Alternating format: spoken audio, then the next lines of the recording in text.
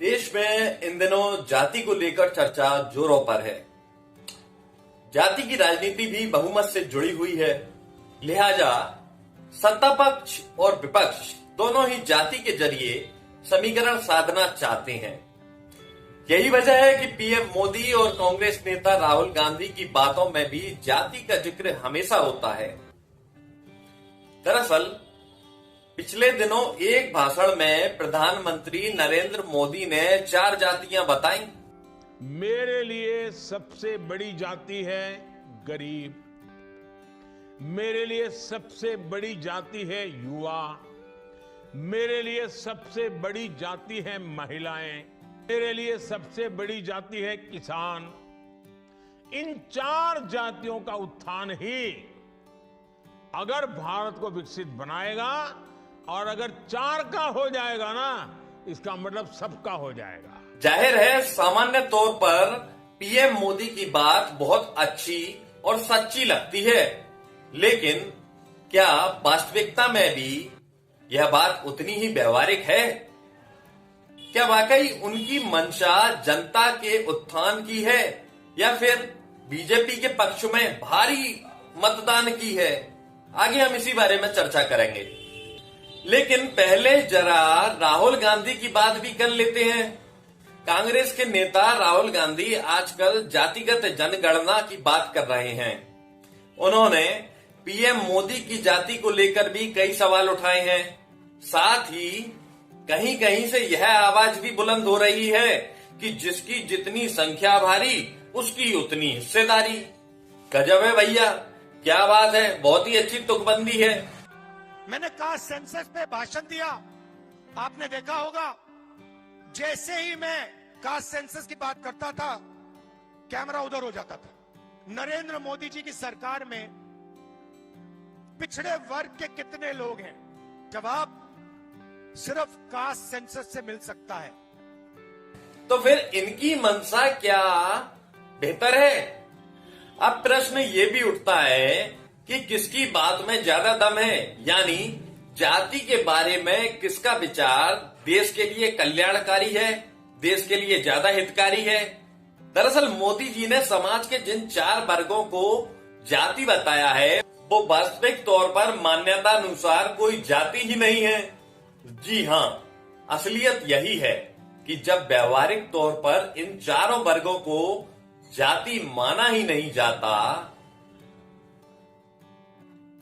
गरीब, महिला, किसान और युवा किस नियम कानून के अंतर्गत जाति माने जाते हैं? नियम कानून के आधार पर तो जाति नहीं माने जाते। फिर आखिर पीएम मोदी कौन सी जाति की बात कर रहे हैं? क्यों पीएम मोदी ने ऐसा कहा, यह भी बड़ा सवाल है। कानूनी तौर पर तो इन 4 वर्गों को जाति नहीं मान सकते ना। सवाल यह भी है कि क्या मोदी जी मंच से झूठ बोले थे? नहीं नहीं, मोदी जी तो बीजेपी वालों के लिए प्रातः वंदनीय हैं, तो भला झूठ कैसे बोल सकते हैं? उन्होंने तो सिर्फ इतना कहा था कि मेरे लिए गरीब, युवा, महिला और किसान ये 4 जातियां हैं। उन्होंने सरकार की बात नहीं की, उन्होंने नियम कानून की बात तो नहीं की। उन्होंने यह नहीं कहा कि उनकी सरकार के लिए भी यह 4 वर्ग यानी गरीब, महिला, किसान और युवा जातियां ही हैं। उन्होंने बिल्कुल नहीं कहा। उन्होंने नहीं कहा कि उनकी सरकार इन 4 वर्गों को जाति के तौर पर मान्यता देगी। मतलब साफ है, मौखिक तौर पर और लिखित तौर पर इन 4 वर्गों के जाति होने में अंतर है। हालांकि मोदी जी के लिए कौन सा वर्ग जाति है, कौन सा नहीं, इससे कोई खास फर्क तो पड़ता नहीं है ना। फर्क इस बात से पड़ता है कि मोदी सरकार के लिए इन 4 वर्गों की मान्यता जाति के तौर पर है या नहीं, कानूनी तौर पर इनकी मान्यता जाति के तौर पर है या नहीं। हालांकि बात थोड़ी सी पेचीदा और गोलमोल है, लेकिन दिमाग लगाएंगे तो आप भी समझ जाएंगे। अब आप ही विचार कर लीजिए कि क्या मोदी जी की बताई गई जातियां जैसे युवा, किसान के लिए कोई जाति प्रमाण पत्र बनता है क्या? नहीं बनता ना। सरकारी नौकरी में कोई विशेष सहूलियत मिलती है क्या? नहीं मिलती ना। कोई विशेष व्यवस्था नहीं। हाँ, एक बात मोदी जी की सच्ची है कि देश में गरीब सबसे बड़ी जाति है, मगर उसके नाम पर कोई और ही लाभ उठा रहा है। जी हाँ, गरीब के अलावा मोदी जी बाकी जिन वर्गों के उत्थान के वादे कर रहे हैं, उन सभी को क्या सरकारी मदद की दरकार है? दरअसल वोट बैंक के मद्देनजर कोई सरकार यह समझना ही नहीं चाहती और बताना भी नहीं चाहती कि किसे मदद की दरकार है और किसे नहीं। लेकिन हमें वोट बैंक की दरकार नहीं, इसलिए हम बता सकते हैं। सरकारें लच्छेदार बात करेंगी, उनकी मजबूरी है वोट लेना, हमारी कोई मजबूरी नहीं, हम बता सकते हैं। दरअसल आमतौर पर महिलाओं के नाम पर लाभ अभिजात समृद्ध संपन्न घरों की महिलाओं को मिल जाता है। युवाओं के नाम पर रईस ज्यादा अग्रणी बने रहते हैं और किसानों के लिए चलाई जा रही योजनाओं का लाभ सैकड़ों बीघा जमीन के मालिक ऐसे करोड़पति धन्ना सेठ उठाते हैं। उन लोगों को किसानों का लाभ मिलता है जो माननीयों और अफसरों के संबंधी हैं और जमीन खरीद कर किसान बने बैठे हैं। कोई एसपी साहब है, उन्होंने अपनी पत्नी के नाम जमीन करा दी। कोई कलेक्टर साहब है, उन्होंने अपने बच्चे के नाम जमीन करा दी। मसलन हमारी संसद में और विधानसभाओं में सैकड़ों किसान बैठे हैं। यानी सरकार यही तय नहीं कर पाई अभी तो कि असल में जरूरतमंद महिला, जरूरतमंद युवा और जरूरतमंद किसान कौन है। रईस कैसे हो सकता है? हमारी नजर में तो नहीं हो सकता। शायद मामला वोट बैंक और पूंजीपतियों के हित से जुड़ा है। यही वजह है कि कोई पार्टी आफत मोल लेना नहीं चाहती। कोई ये नहीं कहना चाहता कि हम केवल जरूरतमंदों का ही ख्याल रखेंगे। नतीजा ये होता है कि जाति और वर्ग के नाम पर मिलने वाला अधिकांश लाभ पूंजीपति उठा ले जाते हैं या पूंजीपतियों को मिलता है। वैसे इन सभी प्रपंचों के पीछे का कारण बहुमत के लिए वोट बैंक है और कोई नहीं, जिस कारण राजनीतिक दलों को युवा, किसान, महिलाएं और गरीब जाति नजर आती है। गरीब को जाति मान लीजिए, लेकिन अन्य जाति कैसे मानी जा सकती हैं? दरअसल जो गुलदस्ता बीजेपी ने सनातन को तूल देकर बनाया, उसमें सभी जातियों को धर्म की गौरवानुभूति कराकर जोड़ा और बहुमत भी प्राप्त किया। भले ही धर्म के आधार पर हिंदू को कोई विशेष योजना, सहूलियत का लाभ नहीं मिलता हो, मगर बीजेपी को तो वोट मिलता है ना भैया, बीजेपी को वोट मिलता है। जाति की बेड़ियां टूट जाती हैं। जाहिर है मोदी जी इसी गुलदस्ते को सजाकर सवार कर रखना चाहती हैं, तो उन्होंने किसान, महिलाएं और युवा जाति बता दी और गरीब को भी जाति बनाकर समाहित कर दिया। बहुसंख्यक वर्गों को जोड़ लिया और जाति की बात शुरू कर दी। वैसे मंशा गरीब के उत्थान की होती ना, तो चारों वर्गों के रईसों को अलग कर काट-छांट कर दी गई होती। स्पष्ट है कि मंशा बीजेपी के पक्ष में मतदान की है, गरीब के उत्थान की नहीं। अब बात राहुल गांधी की कर लें। क्या कांग्रेस नेता राहुल गांधी जन कल्याणकारी बेहतर बात कर रहे हैं? जाहिर है बीजेपी के विभिन्न जातियों वाले गुलदस्ते के बारे में राहुल भी अच्छी तरह से जानते होंगे।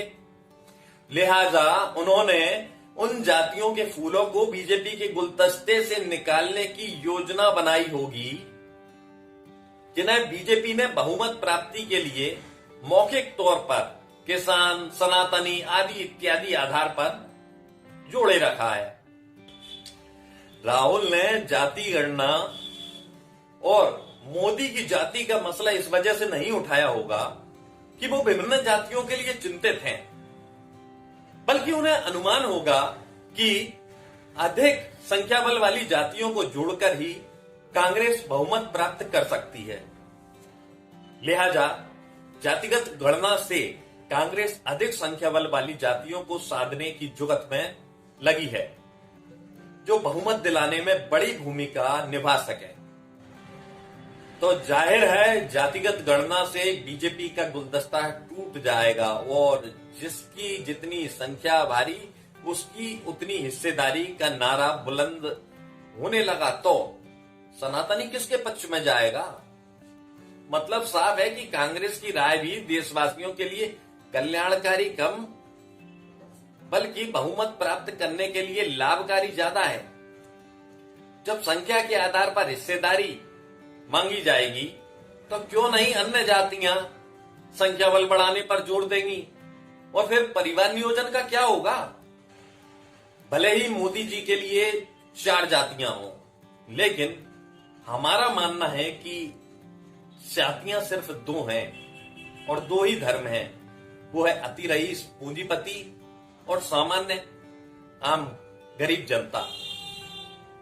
रईस पूंजीपति इस बात को अच्छी तरह जानते समझते हैं, लेकिन अधिकांश आमजन नहीं मानते समझते हैं।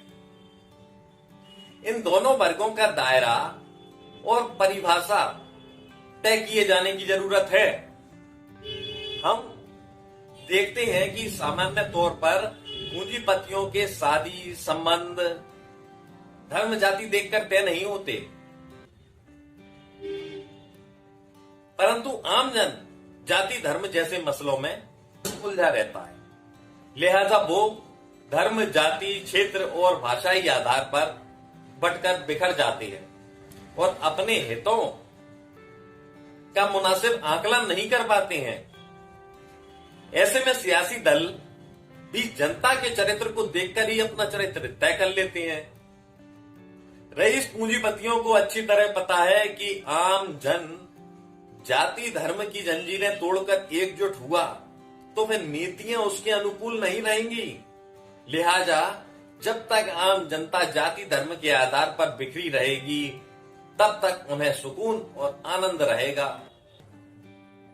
धनी वर्ग धनी है, उसे कोई समस्या की बात नहीं।